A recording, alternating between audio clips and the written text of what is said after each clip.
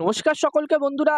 প্রথম টি-20 ম্যাচটিতে 43 রানে জেতার পরে দ্বিতীয় টি-20 ম্যাচটিও ভারতীয় দল শ্রীলঙ্কার বিরুদ্ধে 7 উইকেটে জয়লাভ করেছে এবং এই 3 ম্যাচের টি-20 সিরিজটি অলরেডি ভারতীয় দল 2-0 জিতে নিয়েছে এবং আগামীকাল 3 নম্বর টি-20 ম্যাচ হতে চলেছে এবং এই ম্যাচটি যদি ভারতীয় টিম জিততে পারে তাহলে হোয়াইট ওয়াশ করতে পারবে এখানে শ্রীলঙ্কা টিম এই টি-20 সিরিজে। এবং এই 3 নম্বর ম্যাচটিও কিন্তু পালাকেলেতেই হতে চলেছে। প্রথম দুটো ম্যাচ যেই মাঠে হলো সেই সেম মাঠেই এই 3 নম্বর টি-20 ম্যাচটি হবে।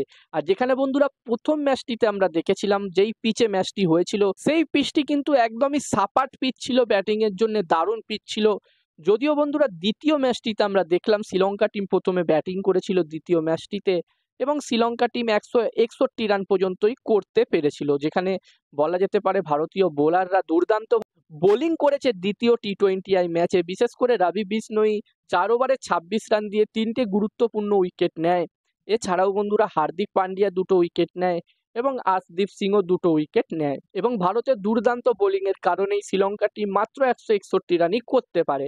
আর এই রানটি যখন ভারতীয় টিম চেস করতে নামে তখন কিন্তু প্রথমেই বৃষ্টি চলে আসে। প্রথম 3 বল খেলা হয়, তারপর বৃষ্টি চলে আসে এবং বৃষ্টির কারণে এই ম্যাচটি ওভার কমিয়ে দেওয়া হয়, এই ম্যাচটিতে ওভার কমিয়ে দেওয়া হয় এবং ডাকওয়ার্থ লুইস নিয়মের মাধ্যমে টার্গেট হয়ে যায় 8 ওভারে 78 রান এবং এই রানটি ভারতীয় টিম খুবই সহজে চেস করে দেয়। তারা 7 নম্বর ওভারেই ম্যাচ ফিনিশ করে দেয়, যেখানে ইয়াশাস্বী জয়সওয়াল মাত্র 15 বলে 30 রান করে এবং সূর্যকুমার যাদব 12 বলে 26 রান করে এবং ফিনিশিং টাচ দেয় হার্দিক পান্ডিয়া মাত্র 9 বলে 22 রান করে নট আউট থেকে এই ম্যাচটি জিতিয়ে দেয় ভারতীয় টিমকে, জেতায় হার্দিক পান্ডিয়া। আর বন্ধুরা এই ম্যাচটিতে ম্যান অফ দ্য ম্যাচ হয় রবি বিষ্ণোই। এবং এই 3 নম্বর ম্যাচটির জন্য ভারতীয় টিমের প্লেইং 11 নিয়ে কথা বললে যেখানে আমরা দেখলাম 2 নম্বর টি-20 ম্যাচটিতে একটি পরিবর্তন করা হয়েছিল, যেখানে শুভমান গিল পুরোপুরিভাবে ফিট ছিল না এবং তার জায়গায় সঞ্জু স্যামসনকে সুযোগ দেওয়া হয়েছিল প্লেইং 11-এ। যদিও বন্ধুরা সঞ্জু স্যামসন প্রথম বলেই আউট হয়ে গেছিল, খাতাও খুলতে পারিনি ম্যাচটিতে। এবার দেখার বিষয় থাকবে এই ম্যাচটিতে যদি শুভমান গিল ফিট থাকে তাহলে এখানে শুভমান গিলকে সুযোগ দেওয়া হয় কিনা। আর তোমাদের এখানে কি মনে হচ্ছে এই ম্যাচটিতে শুভমান গিল খেলবে নাকি সঞ্জু স্যামসন খেলবে? অবশ্যই কমেন্ট করে কমেন্ট বক্সে জানাতে পারো।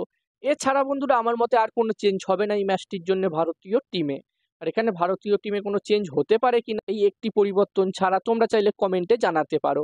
আর এই ম্যাচটি কোন টিম জিততে পারে, ভারত নাকি শ্রীলঙ্কায় 3 নম্বর টি-20 ম্যাচটি, সেটাও তোমরা কমেন্ট করে কমেন্ট বক্সে জানাতে পারো।